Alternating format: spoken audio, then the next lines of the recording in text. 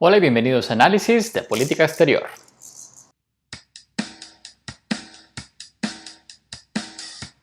Hoy vamos a hablar sobre realismo, utopía y constructivismo en relaciones internacionales y sus consecuencias para la política exterior. El debate entre realismo y utopía es uno de los más fundamentales en las relaciones internacionales. En la disciplina de relaciones internacionales, al comienzo del siglo XX, el primer gran debate que surgió en una pregunta específica sobre las relaciones internacionales estuvo centrado alrededor de esta idea de la utopía y el realismo. El libro fundamental para entender este debate es el libro La crisis de los 20 años de E.H. Carr. En este libro, él básicamente está abogando por una perspectiva mucho más realista de las relaciones internacionales que la que se estaba teniendo hasta ese momento gracias al gran impulso que la Liga de las Naciones y las ideas liberales de alguien como el presidente Woodrow Wilson tenía para tratar de acabar las guerras después de la Primera Guerra Mundial. Pensemos en qué estaba pasando al comienzo del siglo para darle vida a este debate entre realismo y utopía. Después del fin de la Primera Guerra Mundial, el presidente Woodrow Wilson de los Estados Unidos planteó la necesidad de crear unas instituciones internacionales muy liberales que acabaran con la posibilidad de tener más guerras. Es decir, una institución en donde todos los estados pudieran discutir sus diferencias sin recurrir a la fuerza. Y por eso terminó creándose la Liga de las Naciones. Una institución que tenía en su esencia un entendimiento de que si existía un foro suficientemente racional en donde todos tuvieran una voz y todos pudieran expresar sus preocupaciones, eventualmente no habría necesidad de guerra. Básicamente, la Liga de las Naciones pretendía acabar, a partir del derecho internacional, la razón y el diálogo, con la posibilidad de la guerra. Desafortunadamente, lo que vimos es que muy rápidamente, después del fin de la Primera Guerra Mundial, algunos países terminaron rearmándose y aquellos que ya estaban armados mantuvieron la posibilidad de utilizar la fuerza. De hecho, Francia utilizó la fuerza en contra de Alemania en algunos momentos entre la Primera y la Segunda Guerra Mundial para asegurar que los alemanes pagaran las deudas que habían adquirido a partir del Tratado de Versalles. La Liga de las Naciones entonces no sirvió para prevenir la guerra entre los estados. Y después de que terminó la participación de Japón y de otros estados en la Liga de las Naciones y empezó la Segunda Guerra Mundial, muchos pensaron que había sido un esfuerzo completamente inútil haber tratado de basar las relaciones entre los estados en instituciones internacionales y muchos pensaron que la guerra era la única alternativa que realmente tenía opción en el futuro. Sin embargo, después de la Segunda Guerra Mundial, otra vez tuvimos una creación de instituciones internacionales. Por eso es tan importante este debate en la primera mitad del siglo XX. Carr, en su libro, lo que está pidiendo es que dejemos de lado el utopianismo, no necesariamente las utopías. ¿A qué se refiere con esto? Una utopía es una visión del futuro en donde las cosas son mejores de lo que son en este momento, o son ideales. Y por lo tanto, como ideal funciona bastante bien. El realismo nunca ha querido deshacer completamente la idea de las utopías. Las utopías siempre funcionan como guías hacia dónde se puede tratar de llevar las relaciones entre los estados. Pero lo que sí debemos dejar de un lado, nos dice Carr, es el utopianismo, que es el error de suponer que la utopía ya es la realidad y que entonces con solamente creer en la utopía se solucionan todos los problemas estructurales de la realidad. Por ejemplo, cuando decimos no puede haber guerra porque el derecho internacional prohíbe la guerra, estamos cayendo en ese error del utopianismo. Estamos creyendo que porque ya existe la utopía, ya existe el derecho internacional, entonces los estados van a respetarlo en todas las formas, y eso no es verdad. Es muy importante hacer esta diferencia entre utopianismo, que es un error, es esconder la realidad pensando que la utopía ya es cierta, y la utopía como un ideal futuro que puede guiar nuestras acciones. Las utopías no tienen ningún problema, pero el utopianismo es una forma de desconocer la realidad. Inmediatamente de este debate podemos sacar algunas conclusiones para la política exterior. Si estamos de acuerdo con el argumento de Carr de entender las utopías como guías de la acción humana, pero no como realidades a priori, entonces la política exterior debe ser realista, es decir, debe entender el mundo como es, pero al mismo tiempo puede buscar tratar de convertir al mundo en lo que queremos que sea. Entonces, una concepción errónea sobre el realismo es que es cínico y que no piensa en ningún ideal y que todo lo que trae a colación son guerras e intereses egoístas de los estados. No, el realismo no necesariamente tiene que ser cínico. Algunos realistas son cínicos, pero los primeros realistas no eran realmente cínicos. Lo que Carr nos quiere decir con su libro, que precisamente trata de utopía y realidad en la que se llama La crisis de los 20 años, es las utopías sí hacen parte de la política exterior, pero como objetivos, no como realidades a priori. Entonces, una buena política exterior tiene al mismo tiempo un objetivo utópico, lograr la mayor cantidad de bienestar para la mayor cantidad de personas, si se quiere, lograr la mayor cantidad de bienestar para las personas de mi estado, lograr más cooperación, lograr mejores entendimientos entre los estados. Todo eso puede ser parte como objetivos de política exterior, pero no pueden ser tomados como la realidad en la cual los estados están operando. En la realidad, los estados violan los derechos humanos, en la realidad los estados pueden ir a la guerra, en la realidad cuando los estados acumulan demasiado poder, otros estados se sienten amenazados y buscan acabar con ese poder, es decir, en la realidad no se está dando necesariamente la utopía. Pero la utopía sí nos puede guiar hacia unos objetivos de política exterior. Aquí es en donde muchas teorías liberales terminan teniendo poco piso por precisamente ser utópicas. Cuando pretendemos algo como la paz perpetua, como pensaba Immanuel Kant, muy posiblemente estamos confundiendo utopía con realismo. Cuando la utopía es lo que guía nuestro entendimiento sobre la realidad, ahí tenemos problemas.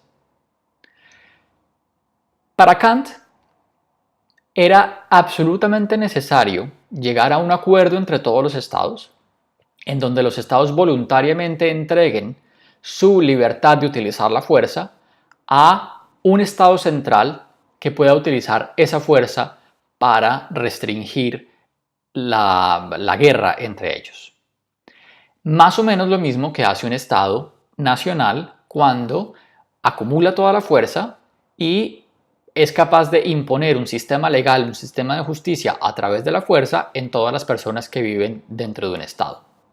Para Kant, eventualmente, todos los estados tendrían la capacidad racional de llegar a un acuerdo para establecer algo así como una confederación de estados que lograra quitarle a los estados la posibilidad de ir a la guerra los unos con los otros.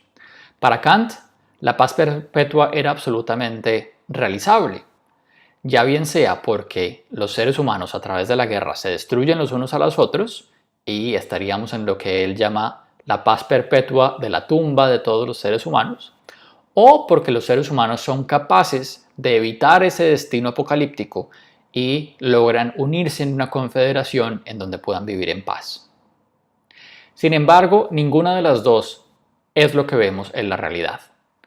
Lo que vemos en la realidad es que los estados tienen dinámicas de poder, no tenemos una confederación de estados y no tenemos tampoco ninguna forma de garantizar que si los estados firman tratados para evitar la guerra, en últimas los van a cumplir. Y básicamente la razón por la que eso no pasa es porque los estados, a pesar de todos los tratados que puedan firmar, mantienen ejércitos nacionales, mantienen la capacidad del uso de la fuerza y mantienen la necesidad de protegerse ellos a ellos mismos. ningún Estado le ha dado a otro la autoridad para protegerlo formalmente para siempre. Todos los estados en últimas entienden que en un mundo anárquico necesitan cuidarse a sí mismos y no conciben tampoco una unión de estados en donde va a aparecer un poder completamente neutral y justo que pueda adjudicar las disputas entre ellos. Más bien, la mayoría de los estados consideran que si se llegara a dar una jerarquía en el sistema internacional, sería en contra de sus intereses. Estaría a favor de los intereses de algún estado y en contra de los intereses de la mayoría de los demás. Es decir, sería un sometimiento a un imperio y no una república confederada como pretendía Kant. Entonces, dado que no tenemos una base en el realismo para sostener la utopía de Kant, no podemos considerar el kantianismo como una buena teoría realista de relaciones internacionales. Sin embargo, sí podríamos considerarlo una utopía que puede guiar nuestras acciones cuando sea posible hacia ese destino. Sin embargo, recuerden que siempre la política exterior tiene que ser realista al mismo tiempo que está buscando otros intereses. La mayoría de las teorías en relaciones internacionales, de hecho, podrían llamarse realistas. Y aquí tenemos un problema, una confusión de términos, porque si bien muchas teorías se pueden llamar realistas, hay unas teorías específicas que se llaman a sí mismos realistas. Y por lo tanto aquí nos vamos a confundir muchísimo cuando tratemos de utilizar ese término. Por lo tanto, de aquí en adelante en este video, cuando me refiera a las teorías del grupo de académicos que se consideran a sí mismos realistas en relaciones internacionales, como Carr, como Waltz, como Mearsheimer, como Walt, estas personas las voy a considerar neorealistas. Y cuando me refiera a que una teoría es realista, a lo que me estoy refiriendo es a que esa teoría tiene la pretensión de encontrar alguna realidad para observar en relaciones internacionales. Entonces, por ejemplo, voy a decir que el liberalismo institucional de Keohane es realista. ¿En qué sentido? En que está buscando una realidad de las relaciones internacionales para explicar. Y también voy a decir que el constructivismo de Alexander Wendt es realista. ¿En qué sentido? En que está buscando una realidad, a pesar de que no siempre sea una realidad material, en las relaciones internacionales. Entonces, al realismo clásico y al realismo estructural, durante el resto de este video los voy a llamar neorealistas para diferenciar de la postura epistemológica sobre la ciencia, en donde todas estas teorías de hecho están buscando algo en la realidad y por lo tanto las podemos llamar realistas. El neorrealismo entonces es una teoría realista. Está buscando en la realidad de las relaciones internacionales los factores materiales que hacen que no exista garantía de seguridad entre los estados. Entonces, en la teoría de relaciones internacionales del neorrealismo, se mira cuál es la capacidad armada de los estados, cuál es la capacidad de crear situaciones de seguridad para ellos mismos que al mismo tiempo pueden generar situaciones de inseguridad para otros. Cuando un estado amplía sus capacidades militares, crea inseguridad en el resto del sistema. Y cuando un estado disminuye sus capacidades militares, crea inseguridad para sí mismo. Muchas de las teorías del realismo estructural están basadas en esta idea de hay una realidad material en las capacidades, sobre todo militares, de los estados y las consecuencias que eso tiene estructuralmente para todo el sistema. Para el neorrealismo no es tan importante si el líder de un estado es de una religión o de otra, o qué ideología tenga, o qué tipo de ideas tenga el líder de un estado. Lo que importa es cuál es la capacidad militar que tiene ese estado. Por lo tanto, para el neorrealismo, el hecho de que un país como Norcorea tenga armas nucleares no es muy distinto a que Inglaterra o los Estados Unidos tengan armas nucleares. El líder, su ideología, su religión, su sistema político interno realmente no son muy importantes para las teorías neorrealistas. Lo que es importante es qué tanta capacidad tienen para cumplir sus objetivos en política exterior. Para el realismo en relaciones internacionales hay una consecuencia nefasta de la anarquía, y es, dado que todos los estados tienen que buscar seguridad para sí mismos, en últimas el mundo termina siendo muy similar al estado de naturaleza o al estado de guerra de Hobbes, en donde cada estado termina siendo una amenaza para los demás y ninguno puede estar tranquilo. Por lo tanto, como consecuencia para la política exterior, lo que nos dice el neorrealismo es que los estados tienen que estar todo el tiempo buscando mejores capacidades, ya sean defensivas u ofensivas, que ninguno puede confiar plenamente en las alianzas, porque en cualquier momento una alianza puede destruirse y puede estar en contra de sus objetivos, que no puede confiar nunca en sus amigos, porque en cualquier momento pueden volverse enemigos, y que entonces la seguridad termina evitando que haya cooperación en el sistema internacional.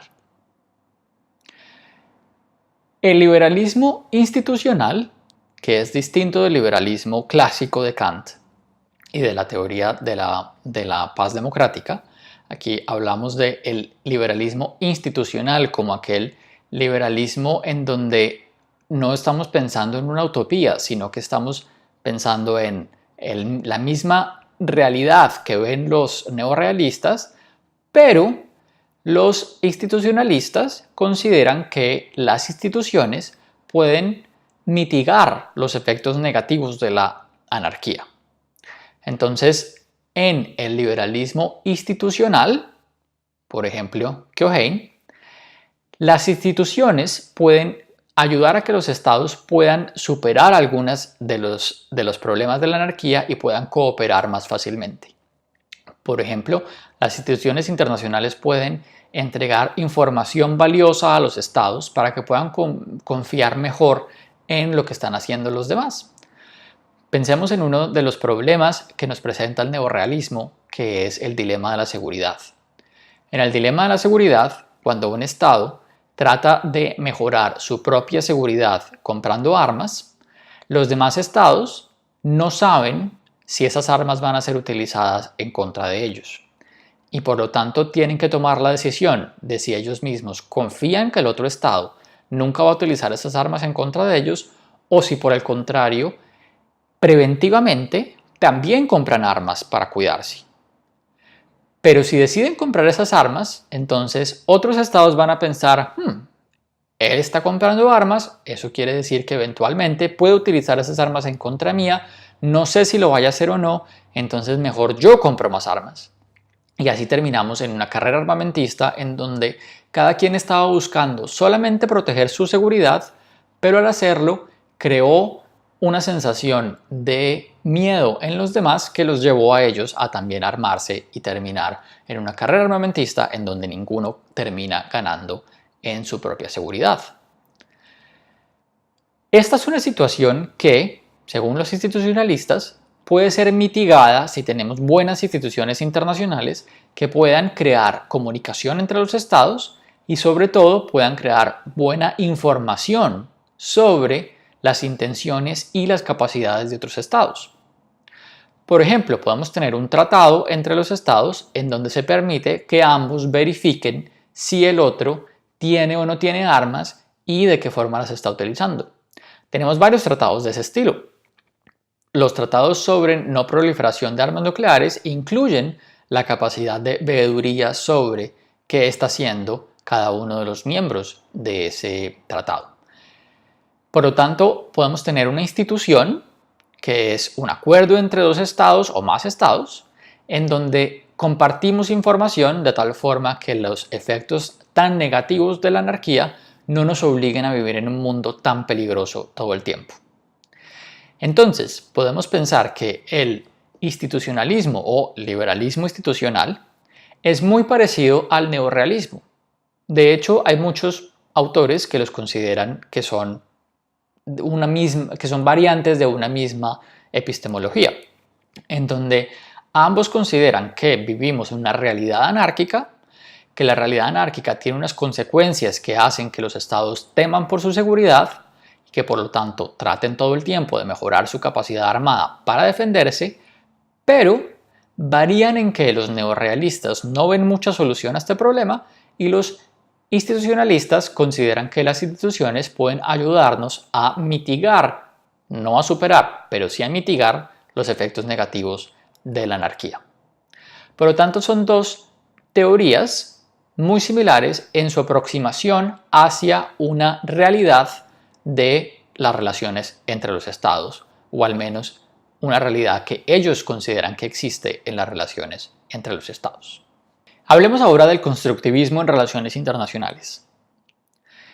El constructivismo clásico de Alexander Wendt y de Martha Finney-Moore y Catherine Sicking es un constructivismo también cercano a las teorías tradicionales de las que hemos hablado, neorrealismo y liberalismo institucional. ¿En qué sentido? En que también están buscando encontrar algunas características de las relaciones internacionales que ellos podrían considerar que son reales. Ahora, son reales, pero no son solamente materiales. ¿A qué me refiero? En el neorrealismo y en el liberalismo institucional hay una pretensión de encontrar la realidad en las relaciones entre los estados. La anarquía, por ejemplo, es tomada como una realidad en la relación entre los estados. La inseguridad del sistema internacional es tomada como una realidad en las relaciones entre los estados. Pero es una realidad que se considera material. ¿En qué sentido? En que lo que importa es que existe materialmente unas capacidades armadas que le permiten a un Estado conseguir su seguridad y que al mismo tiempo pueden causarle inseguridad a otros estados. Es decir, no importa qué tanta pretensión tenga un Estado de ser poderoso, solamente es poderoso si materialmente tiene las armas y la capacidad para ser poderoso. Entonces, importa muchísimo que un Estado tenga armas nucleares, por ejemplo. Materialmente, un arma nuclear es muy poderosa. Un arma nuclear tiene una capacidad destructiva muchísimo más grande que cualquier otra arma que hayamos visto en la Tierra. Entonces, los neorrealistas y también los liberales institucionalistas van a pensar en las capacidades de los estados materiales, las capacidades materiales de los estados como un elemento muy importante para poder explicar la realidad. Sin embargo, algunos neorrealistas y algunos liberales institucionalistas empezaron a pensar que no es suficiente con explicar el mundo desde el punto de vista material. Por ejemplo, a la pregunta sobre el balance de poder, algunos empezaron a contrastarla con la idea de un balance de la amenaza. Es decir, no es suficiente con que un Estado tenga capacidades, es importante saber si tiene la intención de utilizar esas capacidades o no en contra de otro. Por lo tanto, aquí ya no estamos hablando solamente de una realidad material, estamos hablando de una realidad de las ideas o de las intenciones que pueda tener un Estado de utilizar esa capacidad militar. Aquí entonces estamos hablando todavía de realidad, pero esa realidad empieza a incluir por un lado lo material y por otro lado las intenciones o las ideas sobre lo material. Y aquí es donde aparece con muchísima fuerza el constructivismo, por ejemplo, de Alexander Wendt, en donde dice: lo más importante son las ideas, lo más importante es la construcción social de lo que se va a hacer con las capacidades materiales. Él pone el ejemplo: 500 armas nucleares del Reino Unido no son tan importantes para los Estados Unidos como una o dos armas nucleares en cabeza de un enemigo de los Estados Unidos como Corea del Norte o Irán. Y por lo tanto es la construcción social alrededor del arma nuclear y no el arma nuclear en sí la que es importante para las relaciones internacionales. Por supuesto, el constructivismo también entiende que lo material es importante. La capacidad material de destrucción de un arma nuclear es importante, pero la construcción social alrededor de si se va a utilizar o no, si es factible o no utilizarla, si tiene consecuencias morales o no, la identidad de un Estado como influye en su decisión de utilizarla o no. Es decir, todo lo socialmente construido alrededor del arma nuclear es igual o más importante que la misma arma nuclear. Lo que nos va a traer el constructivismo es algunas ideas que ya habíamos empezado a ver en el liberalismo institucional y en el neorrealismo, pero las va a poner sobre la mesa con muchísima más claridad, y es: las relaciones internacionales son socialmente construidas. Puede que tengan una base material o que ni siquiera sea la base, sino que tengan elementos materiales, pero es la construcción social de las ideas y de las identidades lo que va a ser más importante en las relaciones entre los estados.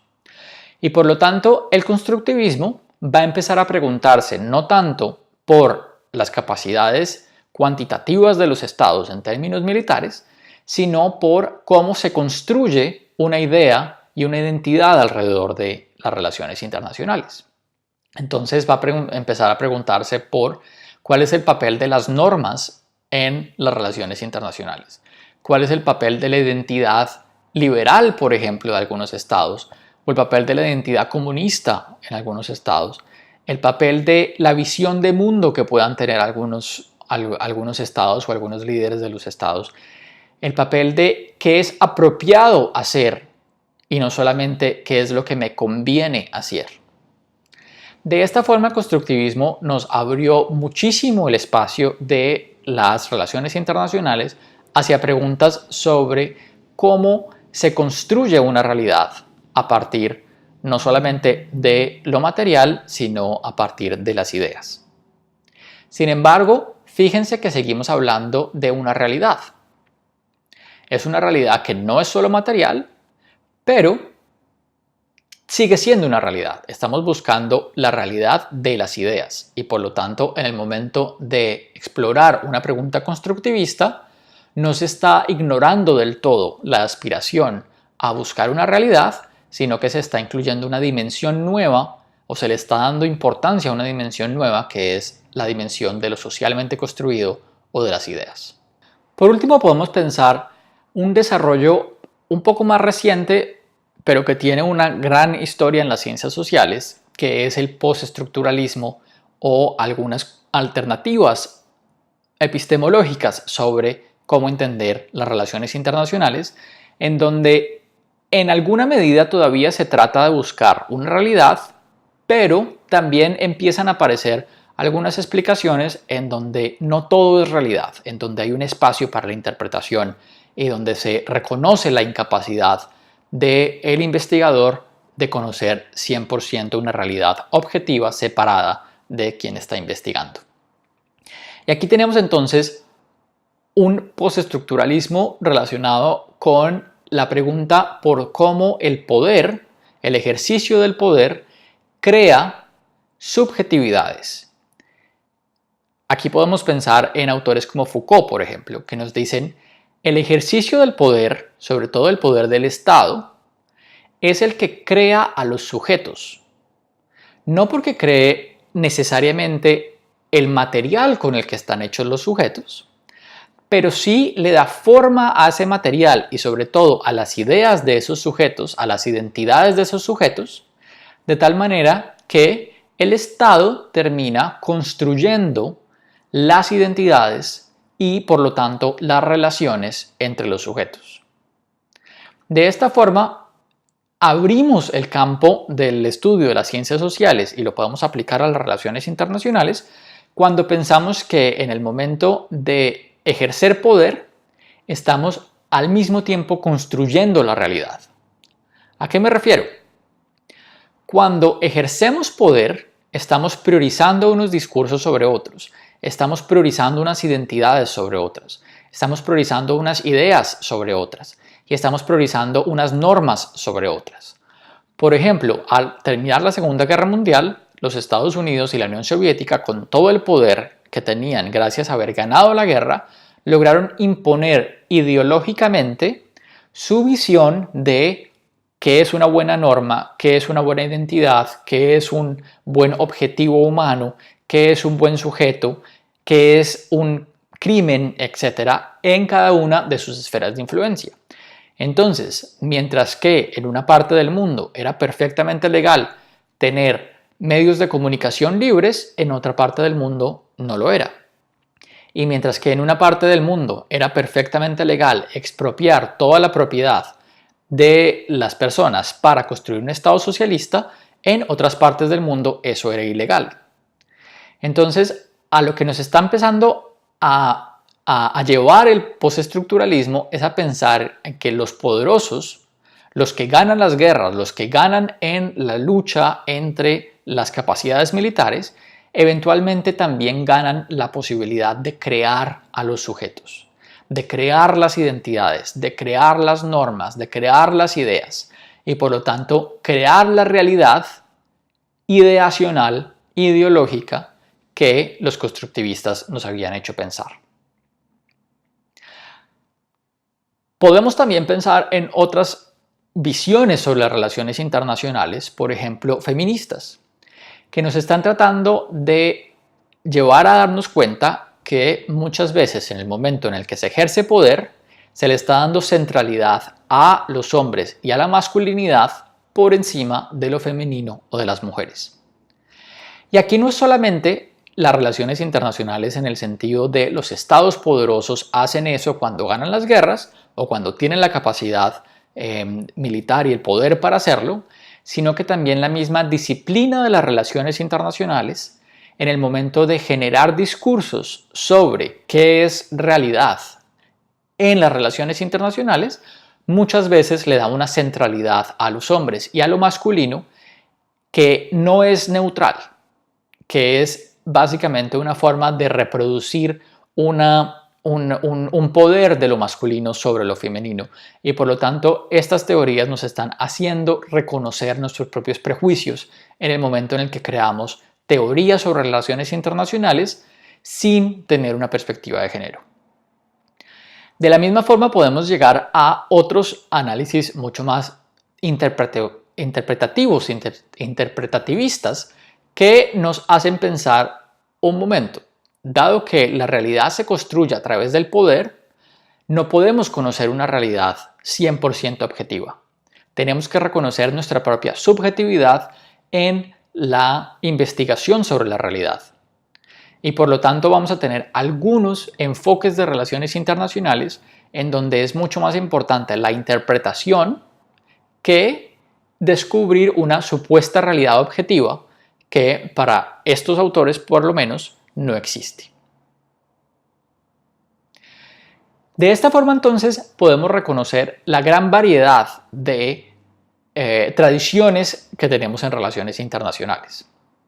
Y a partir de todas estas tradiciones podemos pensar cuáles son las consecuencias para el estudio de la política exterior. Lo que nos vamos a dar cuenta en las próximas semanas es que dependiendo de qué elementos tomemos de esas tradiciones, podemos aportar cosas nuevas a un buen análisis de política exterior.